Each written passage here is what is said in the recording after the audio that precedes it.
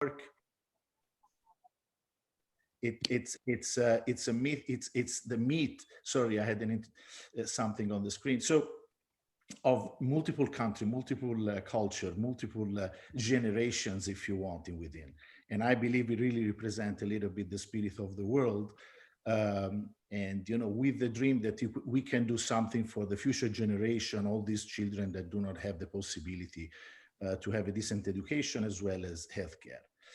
After that, I think, maybe I would leave just a few words to Rohan, because I believe he is also a little bit time constrained, but we obviously would like to have the opportunity to listen to him. Yeah, Well, blessed love.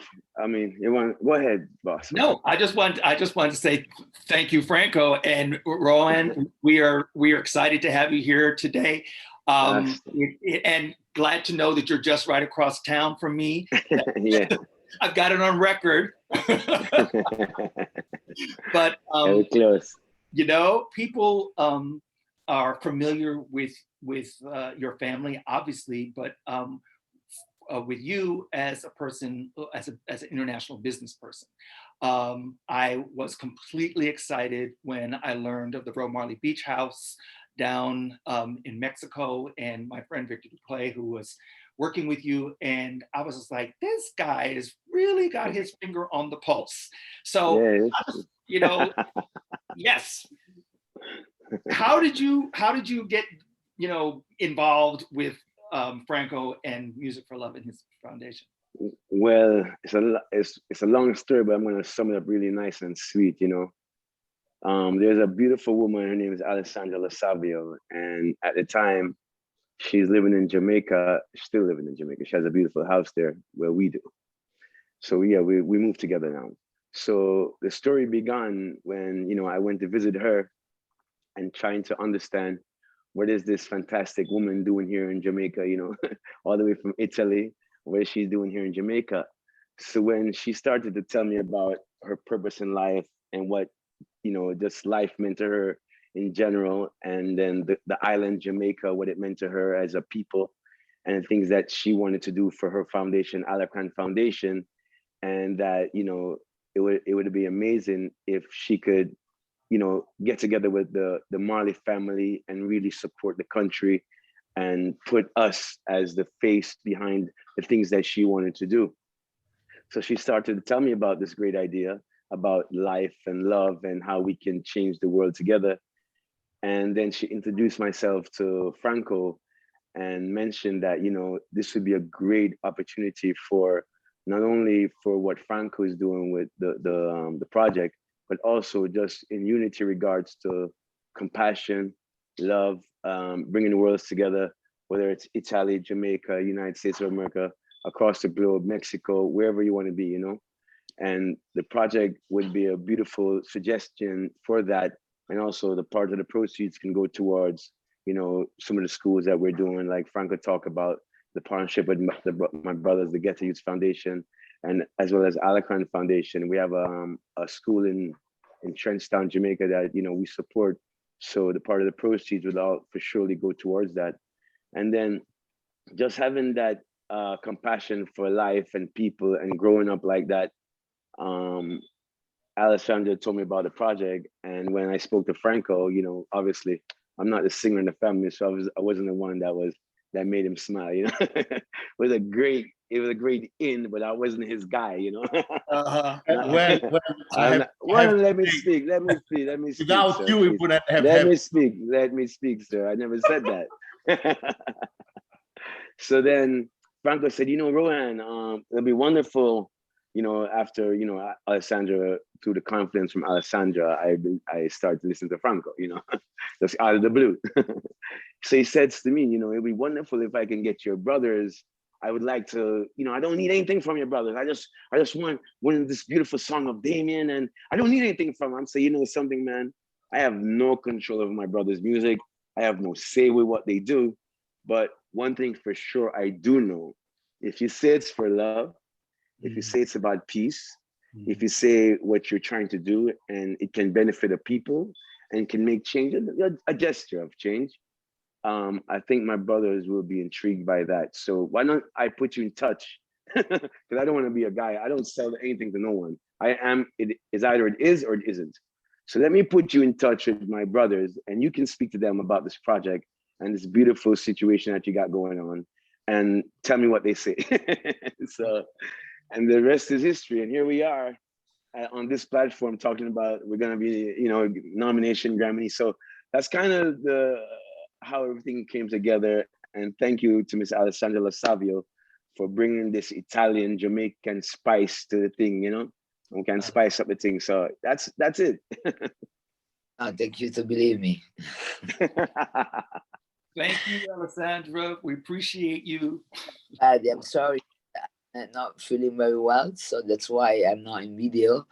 Will be for the next time, and it will be a pleasure to meeting you, all of you, in Miami soon. I hope so, with Franco. Sure. So I really love this project because it kind of reminds me over the last 20 years. And you guys could really, move this forward is the new thing. But there was One Giant Leap, and then also what was it? Play for Change, were the two organizations that did music for around the world. Yeah. And really put it together, Rohan, I've been going to, I was on the Grammy committee for reggae for a bit, and actually Ziggy is the one that brought me in on that. And oh wow, amazing. So I've been part of that whole network, amongst other stuff, for like KFS and what have you. Oh, amazing. Alessandra is a big supporter, investor in KFS, actually. Yeah.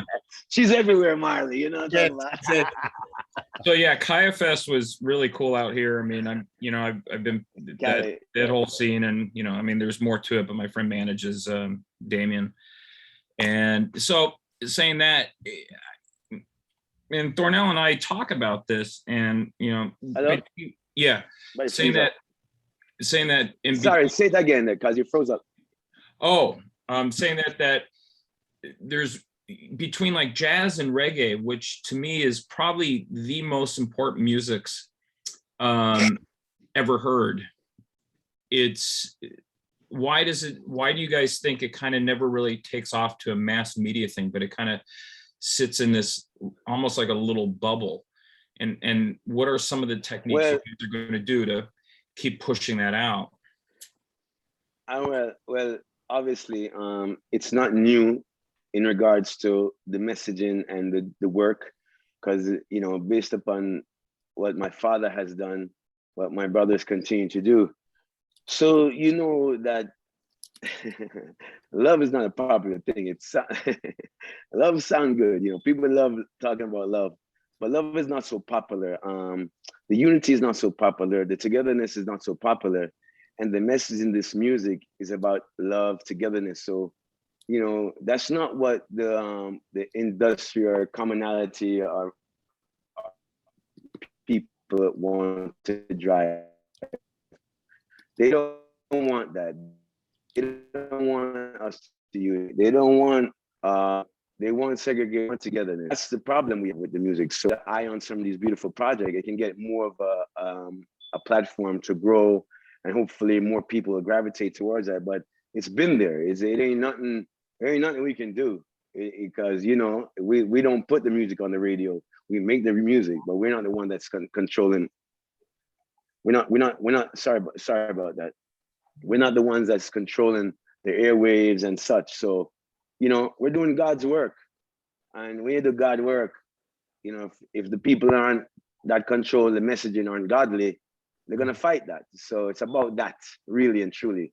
That's his reggae music. Reggae music is about a message to a people about togetherness and love. So if they don't support love and they're not driving love, then you know what's up. Well, I 100% agree with you. I've always felt that way. Steve McKeever from Hidden Beach said one day, it's not something he came up with. I don't even know who originally said it, but he said, everybody in the music business is in a mad race to be number two, which is to say, when something blows up, then somebody comes along behind Chase that, and they start chasing that. Right race. So we have to be responsible for what we do, for putting these messages out there. And as it grows and as it connects, then people go, oh, we can do that now because it was quote unquote a success. Right. So Ro, thank you so much for joining us. We'll come back around in a second, but I want to get over to Sonny. Yeah. So, but no disrespect, because that's another engagement. Oh yes, So, absolutely. Well, that's why you look so good with your beads and whatnot. I came looking good for this.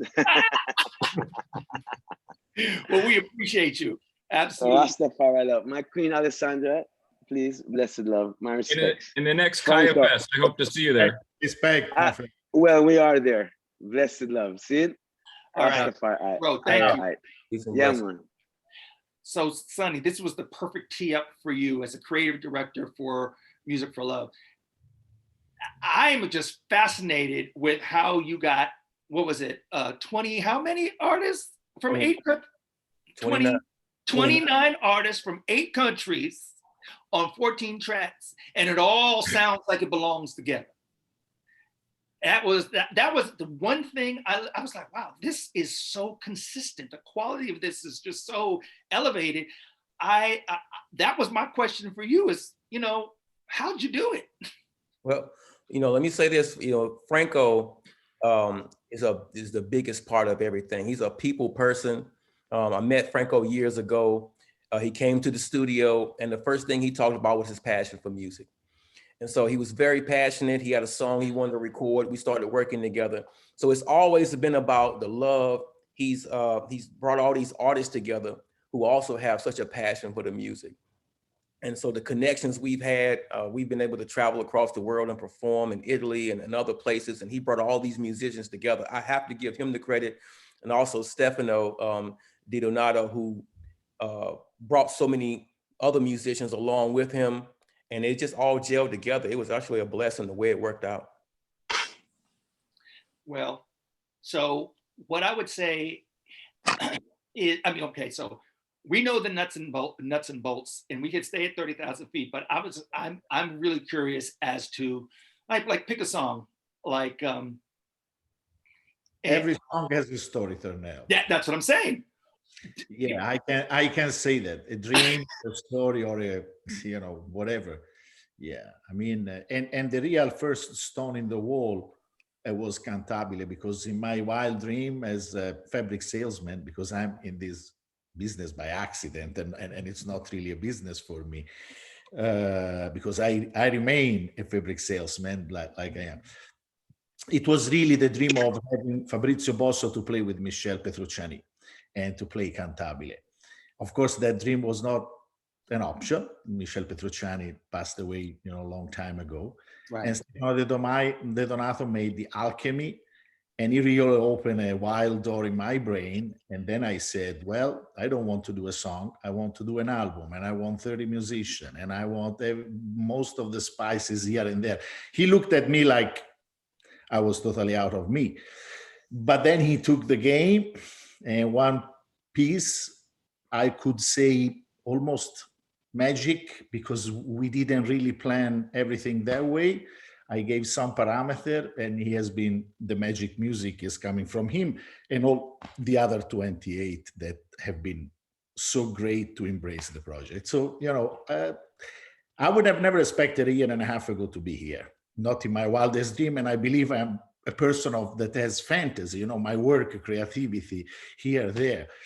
Today, being here, sitting with you guys that are really personality of this industry, and and I'm here with the hope and dream, and about having a nomination.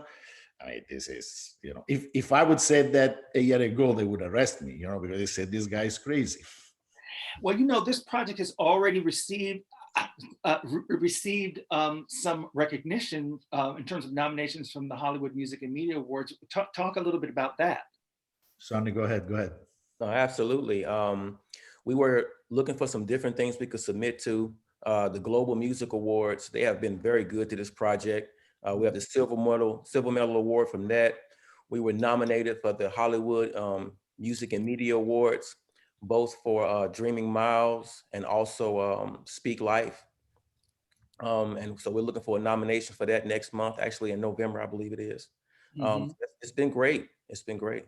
Great reception for the album.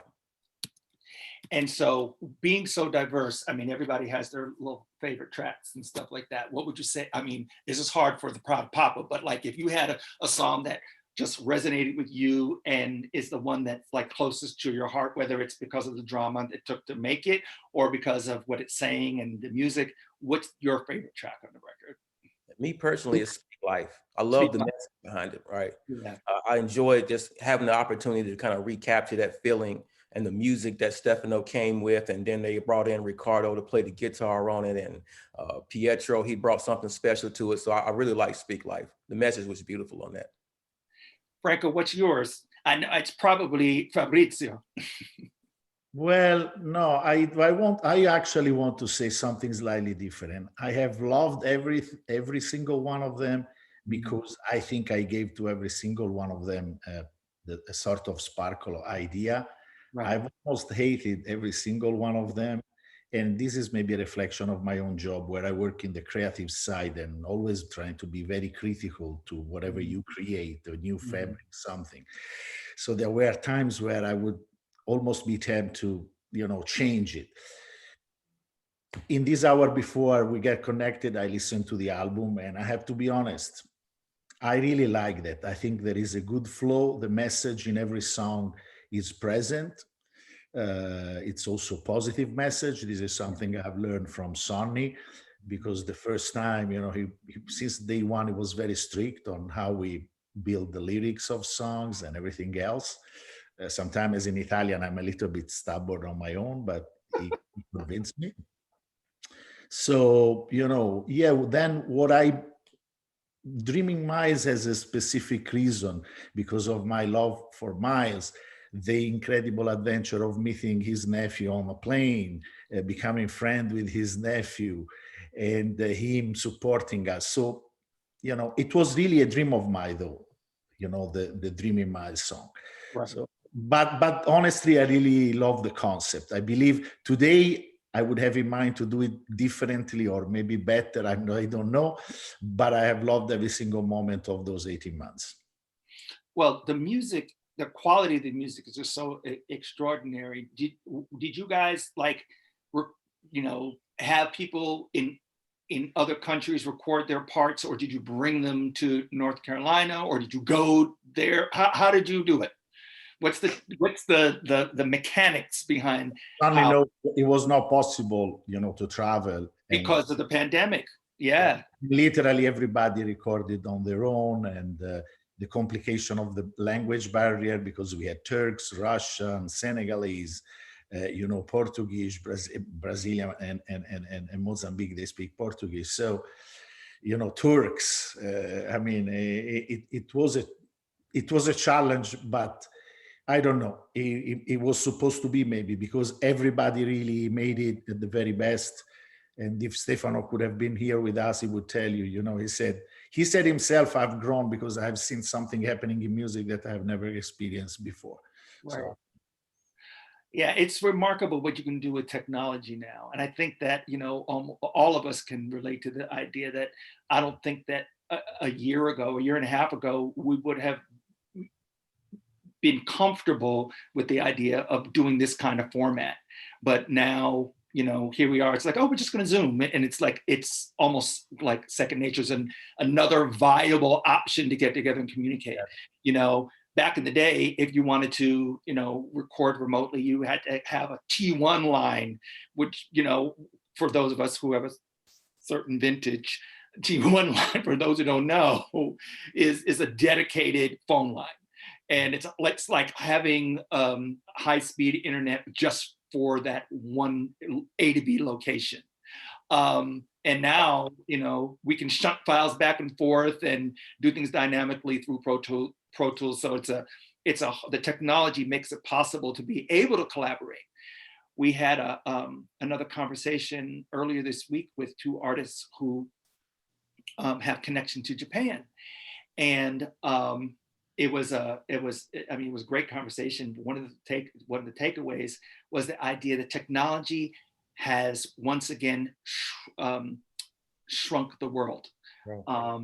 It gets smaller and smaller as the communications are freed up and it becomes faster. I remember as a kid, actually we all can, you know, because cell phones haven't really been around that long, right? Remember when it was a big deal to be like, I have to call long distance. Oh yeah, of course. And and now that's a non-thing. You know, oh, somebody's calling me from London. Excuse me, hello. You know, before, shh, you got to be quiet. It's long distance, Yeah. right? So we try to, you know, bring ourselves and our life experiences to this, but it's amazing how this, you know, back to what I was saying to Sonny before, the quality of what you guys have been able to do is really extraordinary. And I just, you know, applaud you for that. And I mean that most sincerely. You have the master engineering here next to you. So he's Well, actually, yeah. I was trying to get him to take his bows, but he was just, you know, defer. No. No, it's beautiful the way they came together though. The mixing, Stefano did a lot of the mixing. And then when the project came together, it was easier to kind of bring that cohesiveness with it, with the mastering. So Franco talked about coming from the world of textiles. Tell us a little bit about your background. How did you get into music, and you know, bring us up to date? Oh, we got a little time. Music has been a part of my life. You know, everybody always say all their life, but since I was a child, I was playing in gospel choirs and saxophone and drums. I'm actually a taught engineer, but I learned for myself as well. I was an artist. I was signed to NVS Music Group in New Jersey as a hip hop artist for like 3 years. Single deal with Universal. And so I've been in and out of the music business pretty much all of my life.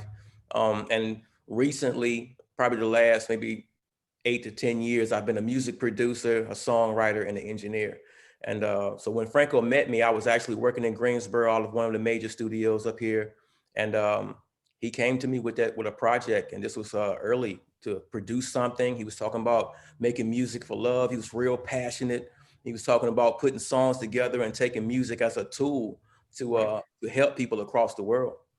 And so it was, to me, the biggest thing about making music is doing it for a living. But if you can do it to help people, that's just icing on the cake, man. It really is. And I'm honored to be a part of that. Really, really, really is. You've really nailed it. Go ahead, Jay. Oh, I was just gonna say, so Sonny, did you musically put this project together? I mean, was it, you know, I mean, I know there's other artists involved, but as a producer, because I hear, you know, there's a lot of cumbia stuff, there's Afro, kind of like an Afro pop vibe to it. And I've noticed something even like with Afro pop stuff that, you know, I recently saw this artist from Nigeria 3 nights ago named Rema, right? And he has this thing called Afro Bounce. That's his tag now. But even listening to him, and he's Nigerian, and I was talking to you know, my best friend I grew up with, and we were talking about, you know, styles like Diamblo or something like that, and hearing that a lot of these new Nigerian sounds are actually taken from Northern Africa. So music from Morocco and Egypt, and you kind of hear that kind of vibe together with a lot of these newer Afro pop sounds. And, you know, when listening to the album, you get the cumbia sound, you get kind of the, you know, you did a track that even has, you know, these Northern African vibes to it. And I'm just wondering, where did you, you know, as far as like, how is your breadth of music, you know, growing up, and where did you learn a lot of music like that? Rather, like you said, just being, you know, as a producer in hip hop, because that's not something just a producer just comes up with. No, absolutely. Most of the credit I have to give to Stefano, because he and all the musicians, because a lot of this is live stuff. A lot of this Stefano created. I mean, bringing together, when I say they brought together musicians from every corner of the world, they all brought that flavor in. And so it all meshed together. So I give a lot of credit to Stefano, and then also Franco bringing all these people in together. I mean, they brought their own sound. Well, if I can add as a non-technical, I like that question. And this is basically, you know, I have lived in Morocco and traveled all over North Africa and Middle East. And I have been used to listen since I was 22, 23, while I was living in Morocco, to a lot of, you know, Arabic music, Arabic sound. I have lived the 90s in Paris, where there was one of the greatest DJ ever that is essentially invented the lounge music. His name is Claude Charles, that he really blended every sort of incredible things together, like, you know, really. So those sounds are really, we have looked for those. We really wanted to have the spice of North Africa. We really love the baglama from Turkey, or the ney, the Turkish flute. So, you know, I really throw those seeds to Stefano, and I'm not sure how a single human being can process as much as you maybe, for what I understand. You said, Jason, but he really blended, you know, from this great lyrical singer with the sort of house music together. So, but he was able to process all these crazy things. And I am sure that some of the artists, maybe Sonny as well, at one point thought that we were going too far. Right. Well, let me tell you something. We're lucky that we have Stefano in the audience. I'd love to invite him up to the stage and talk Maybe, a little bit. Yeah, absolutely, yes. About how he merged all these crazy ideas into something fantastic. I don't know if he's sleeping, but most probably not. Stefano, come stai? Ci sei? He's muted, but Stefano, why don't you unmute yourself and join us on video? But Jason, yeah, just to say, I don't know how professional people process all that. From an ignorant like me, I just had the need of listening to all these crazy sounds. There he is. No, this is Stefano. Sorry. This is another friend of ours. Another Stefano? This is Stefano, but it's not the right Stefano. Sorry about that. Well, No. it's all good. We're glad to have you stand in for the other Stefano. This is no coincidence. Okay. If Music for Love exists on top of Alessandra Lo Savio, that is bringing us to the next level, Stefano is actually the first stone in the wall, because he is the one that when he was younger and had no gray hair, he's still a saxophone player, but he played with Fabrizio Bosso, and he's actually the reason why today Fabrizio Bosso is not only one of the greatest trumpet on this planet, maybe, but he's actually the testimonial of Music for Love, a fabulous trumpet player, and Stefano is the reason why this is. So the first pieces are really related a lot to friendship, and you know, even if Stefano has not produced the album, he's for sure a strong part of Music for Love. Well, thank you, Stefano, for joining us today. Absolutely.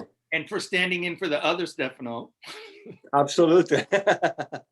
That would be too much of an honor. Understood. So you can mute and go back off video. And I'd actually like to ask Alessandra if she wanted to say some words about the vision for Music for Love. Yes, thank you. When I met Franco, I believe in this was his project, and immediately I support that, just for this amount of different styles and people working on that. So first of all, was very interesting for me, and there was the first approach to can bring all around the world the Music for Love. So, and the start for this project for fundraising, for helps a lot of community. So and also because was particular things. I met Franco. I born in Taranto, south of Italy, and for some coincidence we met each other. It was promoted Music for Love of the south of Italy in Taranto for many reasons, and the coincidence, and the Jamaica was already there, so it's interesting for the reggae, the Marley, everything was coming very easily, and I offer him to support at all, you know, and try to do my best for putting them together. And I did everything alone, because when I arrived in Jamaica, also I do my life in terms of try to find, you know, the chance and to be in touch, to show up and together, you know, grow together. I mean, like compared to the big names of the music and the producer and the record label, and so this is I just get fall in love and that, and I believe, and I wishing him everything that was, of course, everything come through. So Franco made it, all the artists made it, and my small part in terms of just, open the door and makes possible things, make me feel already, a winner. So thank you so much for believing and trusting in that project. And I'm sure this is going to be something very special for everywhere, in every country, from England to America to Italy to Jamaica to Africa, and everywhere we can be in touch with the humanity by the music. So music is the best ever in existence. A lot of people also. That's it. Thank you so much for heeding the call, because I do believe people are called to this, right? When Franco was saying that you might join us, I was, he was sharing with me, kind of the backstory, how you got together. But he also told me a little bit about one of the initiatives there in Italy, having to do with the town that you're from, and the incidence of leukemia with the children and things of that nature. Can you share a little bit about what's going on there and what you guys are trying to do to help? What's going on there? It's many things going on there, but what we try to do and yes, create more structure to help people, children, because for the contamination, the pollution, for the factory that finally now they stop to working like before. So I think the music is the vehicles to achieve a lot of things, and no matter what's going on, we try to to bring joyness and hope. So this is what actually we started with our passion and with our connection and belief, and just because I also from there, so it was kind of amazing possibility to connect this town, old town, the south of Italy, with the international legacy, where more than one person knows about what's going on, the beautiful of the place, and not only the drama, but at some point we support this cause. So and more, and I hope that we can do infinity things more, like much more. I don't want to talk about, but it's a very beautiful region, and I think that this makes more interesting, that each of us contribute to that, and I think for Taranto is a open international door to the world, so. And in Jamaica, and for the future, and I believe that it's not a coincidence. So I'm very excited for as a first step, as a first album, and I hope that we can continue and do more with the music and then 1,000 other initiatives that we have and we want. So. I'm sorry, but my voice is really bad today. I'm not really feeling well, so it's just. Thank you for being with us, Alessandro. Yes, thank you for so rest your voice. No, I'm gonna pitch it back to Franco, who we know is eloquent and loquacious as myself. And I want to talk more specifically about some of the projects that you guys are supporting. I like I said, I wore my West African shirt today because I wanted to represent, the culture of West Africa, and knowing that you guys are doing a number of initiatives on the continent. And I know that a lot of our audience will be absolutely interested in the kinds of things that you're doing there. So Franco, why don't you break that down for us? Everything started with traveling in the west part of Africa, racing. A friend of mine that was an important racer, motorbike racer, passed away one of the competition over there. We had started a foundation. We had started to fund the first schools. Today we operate in Burkina Faso, in Senegal, in Sierra Leone, South Sudan, and Cameroon. We have 7 schools plus one in the eastern part in South Sudan.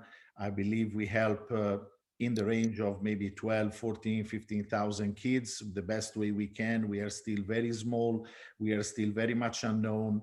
And, I actually want to say again, a few words about Alessandra, because yeah, it's maybe a coincidence, but Stefano brought me to Fabrizio brought me to Paola Troise Mangoni, Paola Troise Mangoni brought me to Alessandra Lo Savio brought me to Rohan Marley. So at the end of the story, we are a chain. As much as it looks a coincidence, Yeah. I want to believe that there is even more, because we are all powerful people. So the West Africa was the departure point. I really have no barrier, no boundaries. I believe that everybody should help everybody as long as we can do and offer something. With Alessandra, we are looking, of course, not only to help the hospital in Taranto, but we really want to step into Jamaica. She has a big vision. I think my vision is somehow it relates a lot. It's hard, Thornell. It's really hard to keep even a small organization like our alive, because we don't spend money for marketing. Everything, at least at the present time, come out really from my own pocket, and we try to be 100% dedicated to the fundraising when we have either a live event or a product like this CD. So the dream is to offer not 14,000 kids, but 150 or 1.5 million. Of course, I am well aware alone I cannot do it.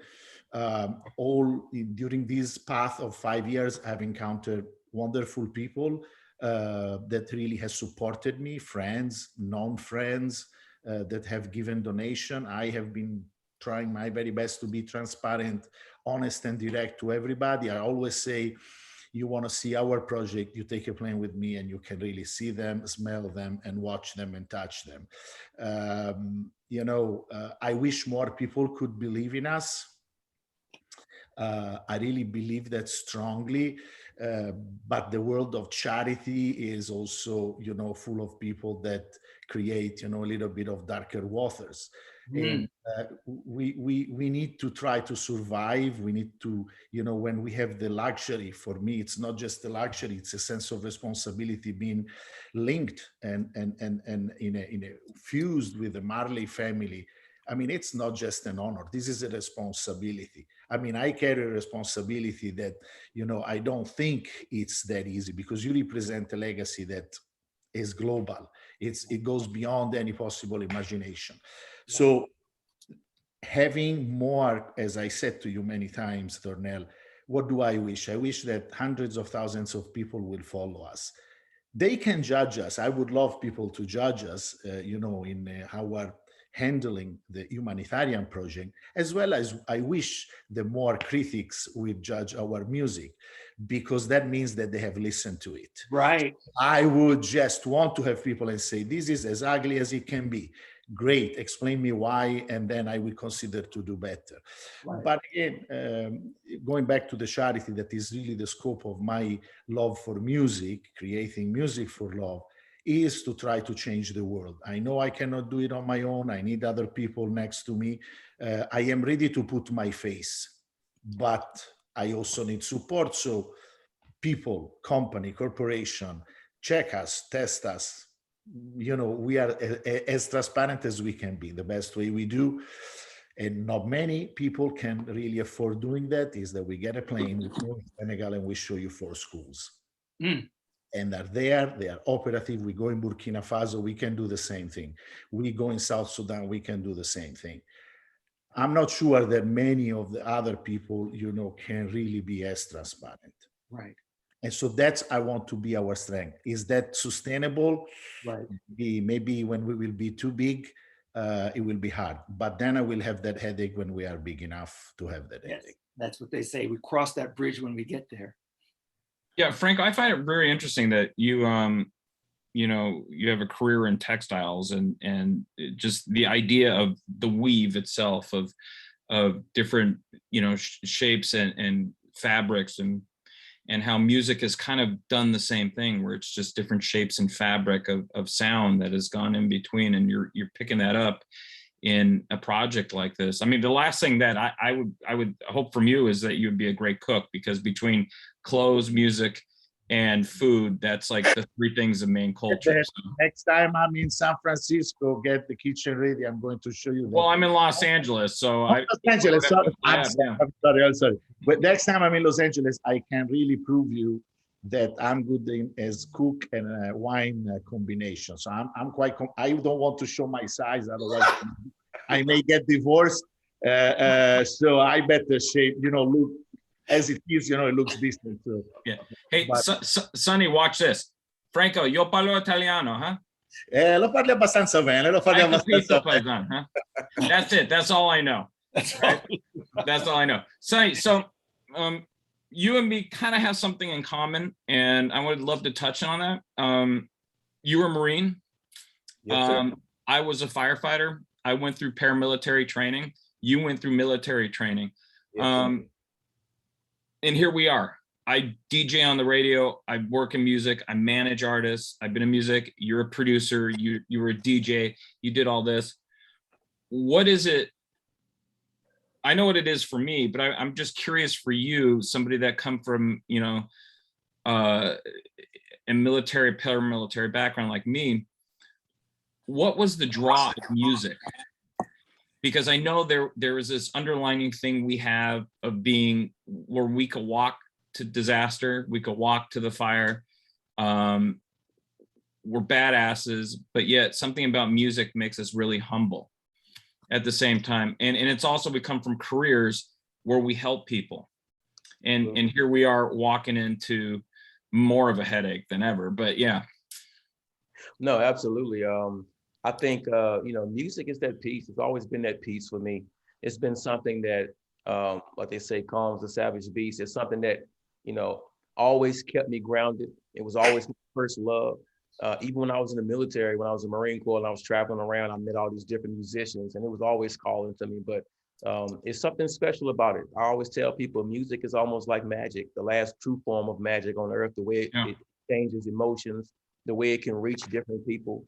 And just the fact that we can take it now and be a blessing to somebody and use a gift that has always been close to my heart, and to help somebody else with it, it's just been amazing. So I think it's that piece, man. It's always been that for me.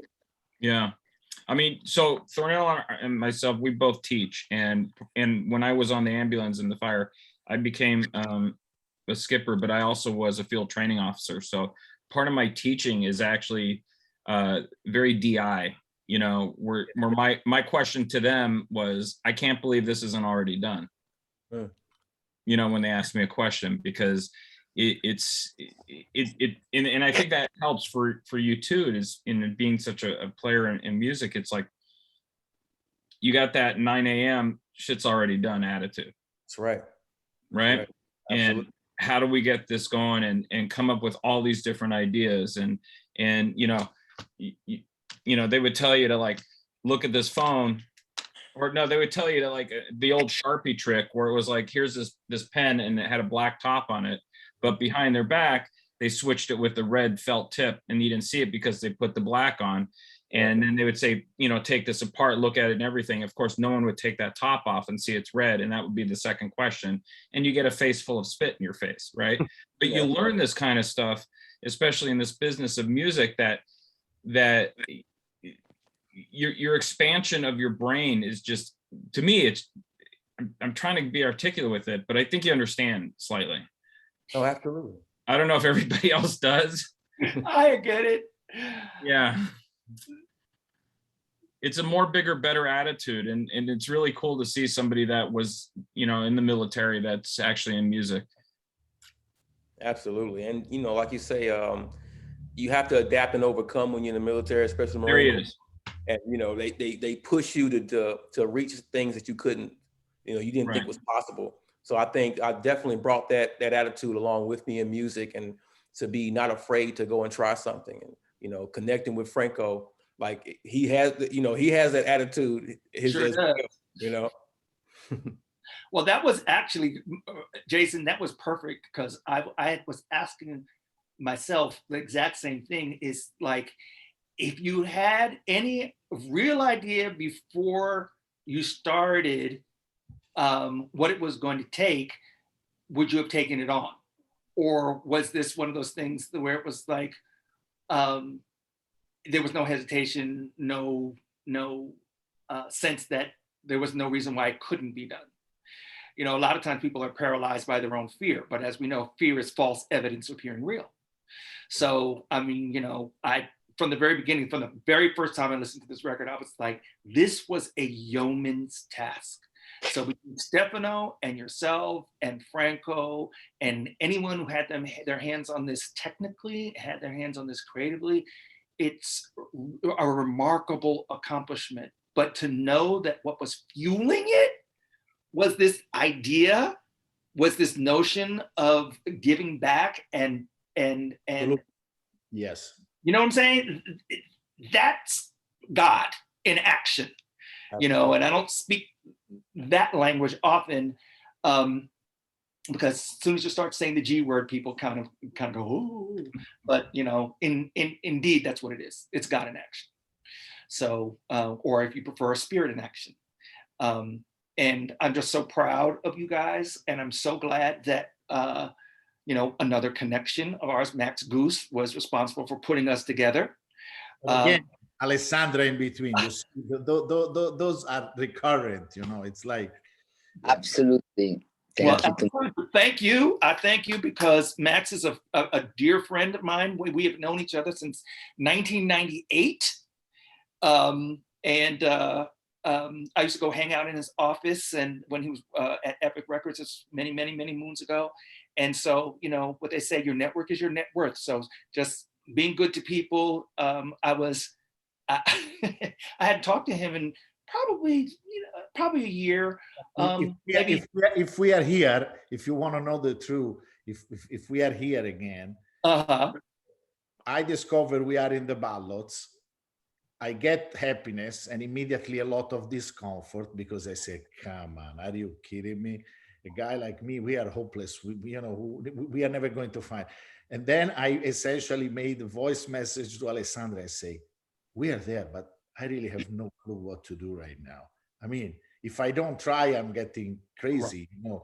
And then she said, okay, you know, she's actually not only friend, I believe Alessandra can confirm she's also a business partner with Max, and Max brought us to you. And so, you know, again, Alessandra is the chess player.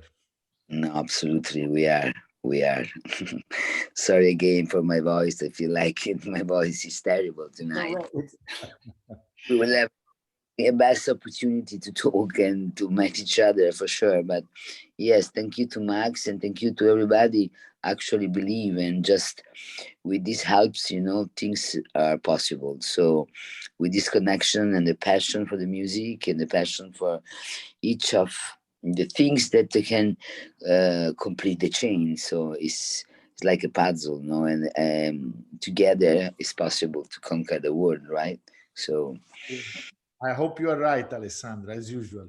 I believe, I hope too, you know, and this is the dream is always something that nobody can stop to exist. So let's see if it's possible, no? The dream come true, or anyway, I'm sure. At least, Alessandra, we gave it a try, correct? Yes, that is the most important things. Never stop to believe, you know, no matter what. So, and try. And with this passion, if you are able to communicate that you really believe, I think it is real. One of the 50% of the work, you know. So, it's your way to transmit, your contagious way to let the people understand how you believe, how you are confident that is possible. So, and that is, you know, like the music, when they conquer the world, when just cross each of us and, you know, are able to transmit 1,000 million people emotions and vibration and a lot of effort, right, for the ear, for the mind, for the body, for everything, for the world and nature. So this is what we have to start to do again, you know, with this energy and this belief and the hope. So the world is going to respond, I'm sure. Time I wish I was 35, but I'm still competitive at 55. All right, yeah. You know, I'm 52. remarkable. Get out of my head, Franco. Get out of my head. But you know what's so remarkable, Alessandro? I'm sitting here and hearing you talk, and I'm like, everybody in this call it's keyed in on this energy. And well, mature, Jason, not old. But we're keyed in on this energy, this positive energy, and this notion that we can make a difference and we can make a change, and music is going to be our vehicle to do that. And obviously, we come from different countries, and we, you know, for many of us, and I haven't traveled outside the United States in a year and a half, but you know, I consider myself a global citizen. But one of the, and this is kind of a left-hand turn. What we are seeing though here in the United States is a kind of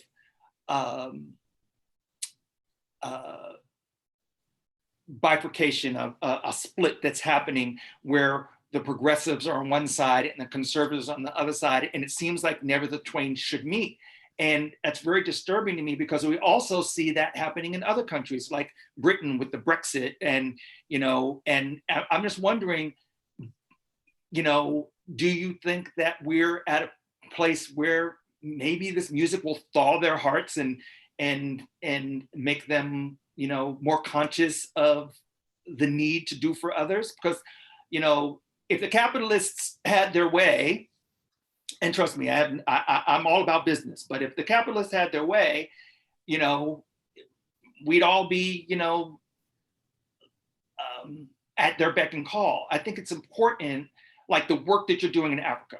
It's so important, not just because, you know, you're helping, you know, that particular child, but most people don't know that the median age of the population of the continent of Africa is 19 and a half years old.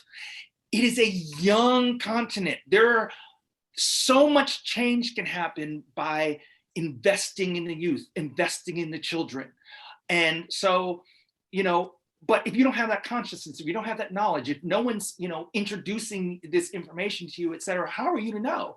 So I have a, it's funny you say this because I was talking, so my friend I was talking this morning, I forget his actual African name is like Abade Dio. I mean, that was his, you know, heritage. And but one of the things we were talking about this morning was Africa in general. And I kind of thought, and I said to him, I said, I kind of think Africa has a branding problem, because we think of Africa as this one place, Africans.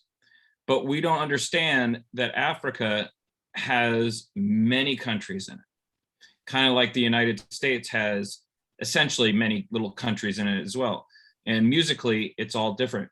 Nigeria alone has 7 different languages, or 7 different tribes and hundreds of languages. And that's you know, that's about 25% or whatever. But the branding of Africa, to me, just needs to change just a little bit. And I think that music and culture definitely will prop that up. And I know with, like we were talking earlier with Afropop and like what Apple Music is doing with spending a lot of time and energy within Africa countries. I mean, you know, most people don't even know more than 4 countries in Africa. And we don't even think of like Egypt and Morocco as African countries, but they are. We think of that as just strictly Middle East. And yeah, that's my point, is like, if we as Americans in the rest of the world would learn more about what Africa is and not think it's just one place collectively of folks, that it's different cultures, different languages, different people, and different countries. And we learn that more. And I know music has to help with that kind of stuff. And, you know, content needs to come out explaining that a lot more. I believe it's an education issue, Jason. I believe it very much, because if you go to Europe, for example, we study African, the countries of the states of Africa, not, you know, just Africa as a continent. So sometimes I believe that in the United States, we really miss understanding what is Africa, where exactly is Africa, and which country are part of Africa. And as you said, if one state nation only has 7 languages and hundreds of dialects, you know, or tribes and hundreds of dialects again. Just imagine if you multiply all over a huge continent like Africa. Yeah. And really, actually, one of the issues is that we have built a world where I totally agree on the branding. The problem is that, you know, when you have a country that is already fighting within itself most of the time, and then you multiply this for time 25s, what are the odds that you can get them all together at one table and say, you know what, let's cut the French here, let's cut the other here. There is no way. It's almost a myth that it's hard to make it happen. Now, Right. what we can do, because music, if you don't do it just for Haiti once, if you don't do it for that once, if you don't do it here once, but you try to do it as small as we are eventually, you know, but you keep rolling, you know, best case scenario, hopefully we grow so that we can touch more. Saving a continent, you know, I believe, unfortunately, as much as I'm a dreamer, it goes into the category of this is seriously out of my reach. Yeah. Even wildest dream. Who are the people that could make it happen? There are a handful of. Do they have the interest of doing it? That's question. So, you know, everybody has his own point of view, but yeah, I believe Africa has so much to offer musically, as far as culture, musically, food, the whole thing. I mean, you look at Australia, and it's infinite. And the problem is, we look at Australia, and it's just Australians, right? And it's a continent with country. It's a continent as one country, essentially, and then some people named Aboriginals, you know, and that's it. And he said sarcastically. Yeah, of course, yeah. You know, I spent time over there, and you could see the difference between, you know, the actions. It's very similar to what we have here. But yeah, I mean, you know, I manage a Senegalese artist, and, you know, she's teaching me about just what goes on in Senegal and the food and all this kind of stuff. I take it upon myself to actually learn how to cook Senegalese food. Jebajen. Yeah. Oh, peanut butter, yeah. You have so much to learn out there. You know, I have lived in my life twice in Morocco. As I said, I have traveled very extensively for almost 20 years. Middle East, all the Middle East, from, you know, Kuwait, Saudi Arabia, backwards, you know, to all the Emirates, and then, you know, Egypt, Lebanon, Jordania, all North Africa. I have raced through Africa myself, and I haven't seen all the continent, and it still have so much to offer. The colors, you stay sitting in, I don't know if you've ever tried in the desert, from when the sunrise to sundown. I mean, it's like being in a movie theater, believe it or not.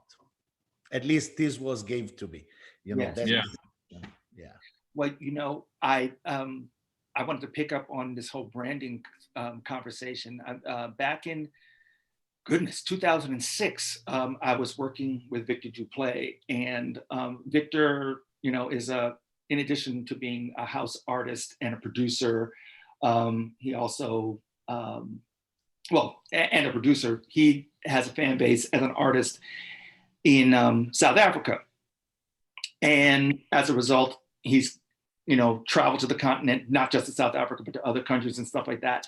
And I remember when we would encounter young people who were in the States, who were from the continent, they would say the exact same thing that Jason said, and that is, we need to change people's perceptions of what Africa is, what's going on here, and that it's not all villages and huts and, you know,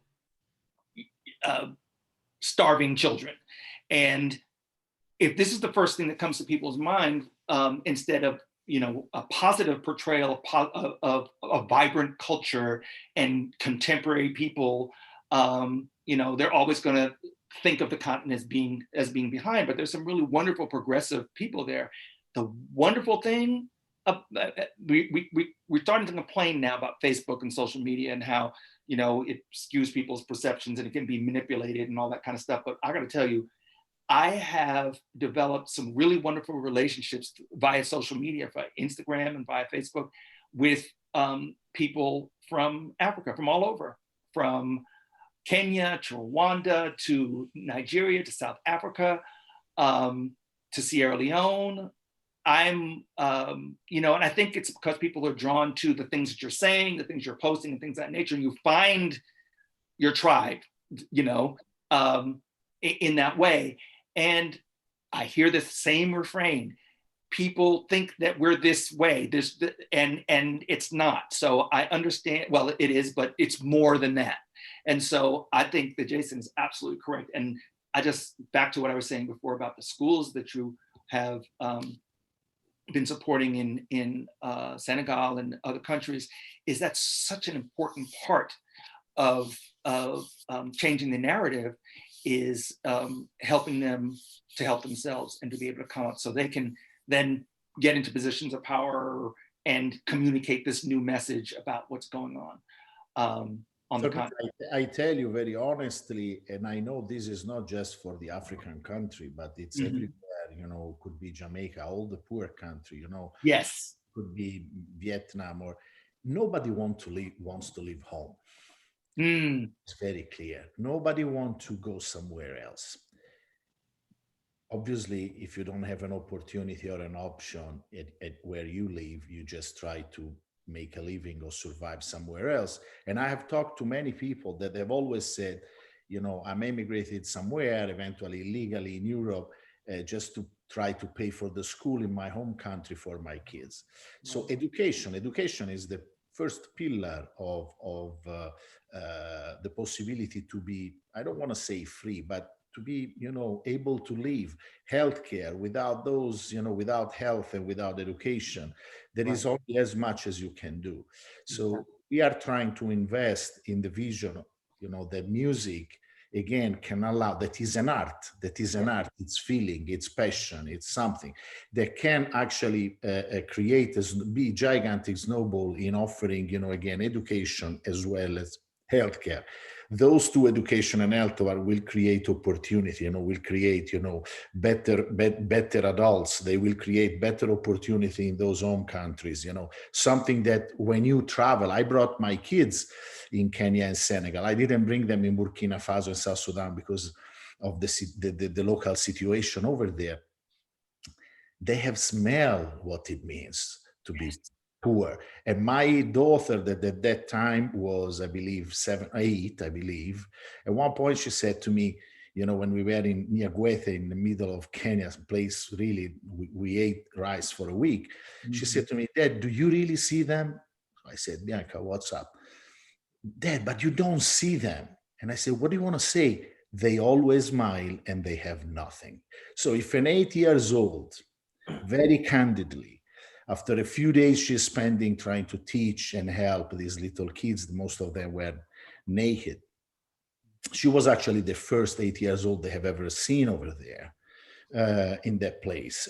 And we were in 2017, so 4 years ago.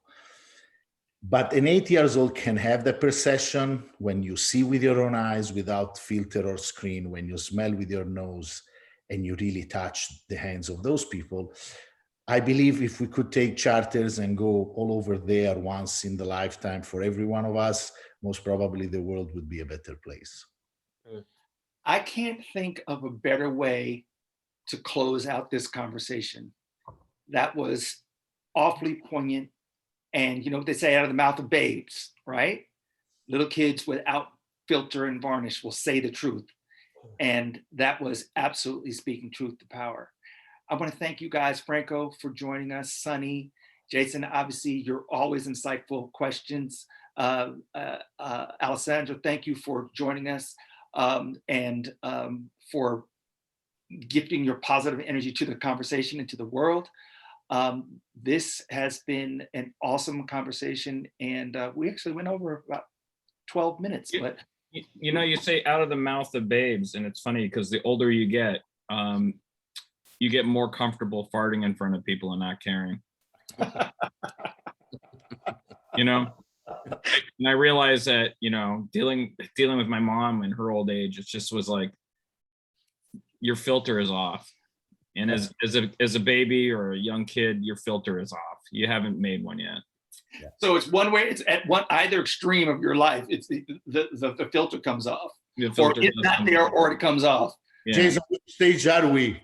You know, just to know. So So Franco, when you come to LA, man, I'm gonna bring the Vinsanto, man. That's my drink. So you know, I'm originally from Prato, where they have done the Cantuccini, the one that you punch into the Vinsanto. They are originally from my hometown. So oh, that's good. All right, then you're bringing it. Yes. Because I'll get the 7-Eleven version if that's ends up being so. It'd be, you know. Thank you, by the way, Jason. I really appreciate a lot.